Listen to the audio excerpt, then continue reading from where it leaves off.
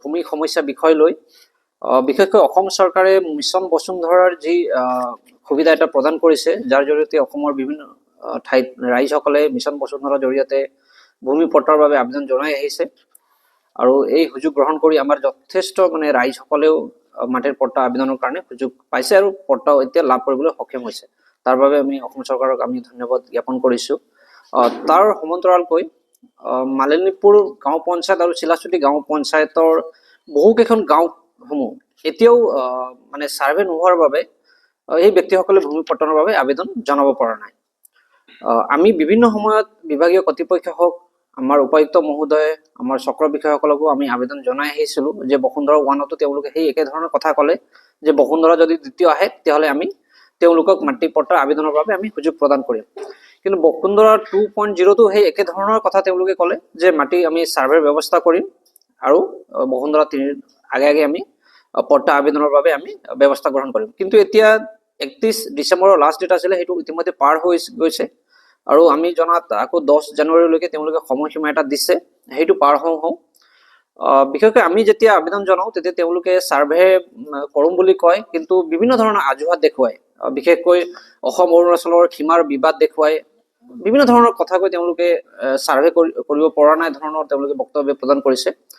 আমি আপোনালোকক জনাব বিচাৰো যে মালিনীপুৰ গাঁও পঞ্চায়ত অন্তৰ্গত 2 নং ফুলবাৰী জিপু ঘগৰা যি এটা মানে ৰেভিনিউ এটা গাঁও আছে, সেই গাঁও অন্তৰ্গত বহুকেইখন গাঁও, বিশেষকৈ আপোনাৰ গৈৰী বস্তি, আপোনাৰ ঘগৰা, খুটি বস্তি, মাজগাঁও, কোলদাৰা, জিপুদাৰা গাঁও, প্ৰজেক্ট আলি, চিলি হাতীগড়, লিচে নেপালী, কুন্তৰ, বংকবল, এই গাঁওসমূহ আৰু লগতে 2 নং খনামুখ, লিখাবালি, আলিকা, আপোনাৰ মিলনপুৰ, গড্ডা বস্তি, ঘগৰা আদি পথাৰ আদি গাঁওসমূহৰ হাজাৰ হাজাৰ বিঘা মাটি আৰু হাজাৰ হাজাৰ মানুহৰ মাটি এতিয়ালৈকে তেওঁলোকে পট্টাৰ বাবে আবেদন জনাব পৰা নাই। আকৌ চিলাচুটি গাঁও পঞ্চায়ততো সেই একে অৱস্থা, তাতো চিলি ব্ৰিজবাৰী, চিলা ব্ৰহ্মপুৰ, নলবাৰী গাঁৱৰ ৰাইজসকলেও মাটি পট্টা আবেদন জনাব পৰা নাই। এতিয়া তাত আমি যেতিয়া তেওঁলোকৰ ওচৰত যাওঁ, আপোনাৰ উপায়ুক্ত মহোদয় হওক বা বিভাগীয় কৰ্তৃপক্ষ, তেওঁলোকে এই সীমা বিবাদৰ কথা কয়, কিন্তু আমি দেখাত যি অৰুণাচলী গাঁও আছে, এই গাঁৱৰ পৰা প্ৰায় 5-6 কিলোমিটাৰ দূৰৈত থকা এই গাঁওসমূহৰ মানে গাঁওসমূহৰ এই মাটিখিনি এতিয়ালৈকে চাৰ্ভে কৰা নাই। তাৰ কাষৰ যি গাঁওসমূহ তেওঁলোকে চাৰ্ভে কৰা নাই, সেইটো আমি বুজি পাওঁ যে অসম অৰুণাচলৰ বৰ্ডাৰ লাগি আছে, সেই গাঁওসমূহ তেওঁলোকে কৰা নাই, সেইটো আমি বুজি পাওঁ। কিন্তু সেই অৰুণাচলী বৰ্ডাৰৰ পৰা আপোনাৰ প্ৰায় 5 কিলোমিটাৰ 6 কিলোমিটাৰ দূৰৈত থকা গাঁওসমূহ তেওঁলোকে কিহৰ কাৰণে চাৰ্ভে কৰা নাই, আমি সেই কথাটো আমি এতিয়ালৈকে বুজিব পৰা নাই। আকৌ আপোনাৰ 2 নং খনামুখ কিছুমান গাঁওসমূহ আছে, সেই গাঁওসমূহ এতিয়া বনাঞ্চল বুলি তেখেতসকলে তাত মাটি চাৰ্ভে কৰা নাই। তাত ইতিমধ্যে ডাঙৰ ডাঙৰ বিল্ডিং, তাত অট্টালিকা সাজি আছে মানুহসকলে, তাত স্কুল আছে ইতিমধ্যে, সেই গাঁওসমূহ চাৰ্ভে নকৰাৰ বাবে তাৰ মানুহসকলে পট্টাৰ বাবে আবেদন কৰিব পৰা নাই। আৰু এটা কথা আমি মানে তাত দেখা পাইছো যে যিসকল অৰুণাচলী লোকসকলে তাত অসমৰ মাটিত মানে আছে আৰু অন্যান্য ব্যক্তিসকলৰ মাটিৰ পট্টা ইতিমধ্যে তেওঁলোকে পাইছে সেই একেটা অঞ্চলৰে।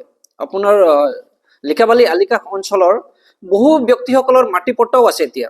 সেই ব্যক্তিসকলে কেনেধৰণে মাটিৰ পট্টা পালে, আমি মানে জানিব বিচাৰিছো যে চৰকাৰৰ পৰা যিসকল ধনী ব্যক্তি বা যিসকলৰ টকা পইচা আছে সেই ব্যক্তিসকলক পট্টা প্ৰদান কৰা তেনেকুৱা নিয়ম আছে নেকি, বা তেনেধৰণৰ কিবা চিষ্টেম আছে নেকি, বা দুখীয়া মানুহসকলক পট্টা নিদিয়াৰ ব্যৱস্থা আছে নেকি? কিয়নো তাত আমি দেখিছো বহু ব্যক্তিসকলৰ মানে এতিয়া তেওঁলোকে পট্টা ইতিমধ্যে পাইছে, কিন্তু যেতিয়া আমি আমাৰ সাধাৰণ জনতাসকল যেতিয়া পট্টাৰ বাবে আবেদন কৰিবলৈ যায়, তেওঁলোকক কোৱা হয় যে মাটিখিনি চাৰ্ভে হোৱা নাই, আপোনালোকে পট্টাৰ বাবে আবেদন কৰিব নোৱাৰে। সেইবাবে আমি চৰকাৰক আমি দাবী জনাইছো যে এই সমস্যাখিনি তেওঁলোকে অতি শীঘ্ৰে সমাধান কৰক।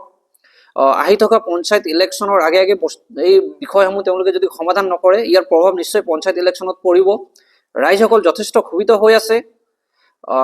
যদি ৰাইজৰ হেঁচাত আমি মানে বাধ্যত পৰি আমি গোৰ্খা ছাত্ৰ সন্থাই অনাগত দিনবোৰত যদি প্ৰতিবাদী কাৰ্যসূচী বা তেনেধৰণৰ আন্দোলন যদি আমি ল'বলৈ বাধ্য হওঁ, তাৰ বাবে কিন্তু আমি গোৰ্খা ছাত্ৰ সন্থা দায়ী নহওঁ। অনাগত দিনবোৰত গোৰ্খা ছাত্ৰ সন্থাই ৰাইজৰ সহযোগত আমি তীব্ৰ গণতান্ত্ৰিক আন্দোলন আমি গঢ়ি তুলিম যদি এই সমস্যাসমূহ সমাধান নকৰে। কিয়নো সেই ব্যক্তিসকল তাত যুগ যুগ ধৰি বসবাস কৰি আহিছে।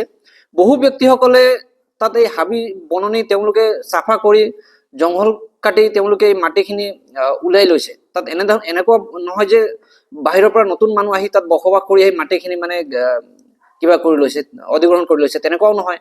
তাত থকা মানুহখিনি বহুত পুৰণি মানুহ। এই ব্যক্তিসকলে তাত হাবি জংঘল চাফা কৰি মানে মাটি উলিয়াই বসবাস কৰি থকা ব্যক্তিসকল আছে, বহু পুৰণা কাগজ আছে তাত।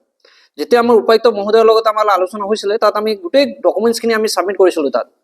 তেওঁলোকে আমাক আশ্বাস প্ৰদান কৰিছিলে যে অতি শীঘ্ৰে তাত ছাৰ্ভে হ'ব আৰু সেই মাটিখিনি আমি পট্টা প্ৰদানৰ ব্যৱস্থা কৰিম। কিন্তু এতিয়া বসুন্ধৰা ৩ যেতিয়া উকলি গ'ল, এতিয়াও কিন্তু ছাৰ্ভে নকৰাৰ বাবে আমি মানে ৰাইজসকলে যথেষ্ট ক্ষোভিত হৈ আছে। সেয়ে আমি চৰকাৰক আমি আহ্বান জনাইছোঁ যে তেওঁলোকে এই সময়সীমা যোনটো বান্ধি দিছে মিছন বসুন্ধৰাৰ, সেই সময়সীমা আৰু বৃদ্ধি কৰক আৰু এই মাটি ছাৰ্ভে কৰাৰ ব্যৱস্থা গ্ৰহণ কৰক। ছাৰ্ভে কৰাৰ পিছত তেওঁলোকে পট্টা দিয়াৰ ব্যৱস্থা গ্ৰহণ কৰিব বুলি আমি চৰকাৰক আমি দাবী জনাই আজিৰ এই সংবাদমেল আমি ইয়াতে সামৰণি মাৰিছোঁ। ধন্যবাদ। জয় অসম।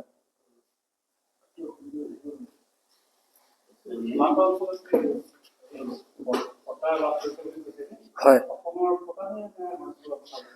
তাত অসম চৰকাৰে পট্টা প্ৰদান কৰি আহিছে আৰু বহু অৰুণাচলী লোকসকলে তেওঁলোকে পট্টা পাই আছে, মানে অসমৰ তেনেধৰণৰ প্ৰমাণো আমাৰ ওচৰত আছে। তাত বহু ব্যক্তিসকলে মানে এতিয়াও অসম চৰকাৰৰ পট্টা মানে লাভ কৰি আছে। সেই বিষয়টো আমি ইতিমধ্যে আমাৰ উপায়ুক্ত মহোদয়ক আমি অৱগত কৰিছিলোঁ যে তাত বহু ব্যক্তিসকলে আপোনালোকে পট্টা লাভ কৰিছে। সেই ব্যক্তিসকলক আপোনালোকে তদন্ত কৰক, তেওঁলোকে কেনেধৰণে পট্টা পালে। যদি তাত পট্টা প্ৰদানৰ ব্যৱস্থাই নাই তেতিয়াহ'লে ব্যক্তিসকলে কি ধৰণে পট্টা তেওঁলোকে পালে, এই বস্তু আমি ইতিমধ্যে আমি অভিযোগ দিছোঁ আমাৰ উপায়ুক্ত মহোদয়ক। সেই পট্টাৰ ক্ষেত্ৰত অকল গোৰ্খা সম্প্ৰদায়ৰ লোকসকলে বঞ্চিত হৈছে নে ওচৰ চুবুৰীয়াত থকা অন্যান্য অসমীয়া খিলঞ্জীয়া মানুহবিলাকৰ বঞ্চিত হৈছে? সকলো তাত জাতি জনগোষ্ঠী হিচাপে নহয়, সেই যিবোৰ অঞ্চলসমূহ মই এতিয়া ক'লো গাঁওসমূহৰ নাম, তাত বসবাস কৰা প্ৰতিটো জাতি জনগোষ্ঠীৰ লোকসকলেই পট্টাৰ পৰা বঞ্চিত হৈ আছে। অকল তাত অৰুণাচলী লোকসকলে তেওঁলোকে পট্টা মানে ইতিমধ্যে লাভ কৰা বুলি আমি তাত কিছুমান প্ৰমাণো আছে আমাৰ লগত।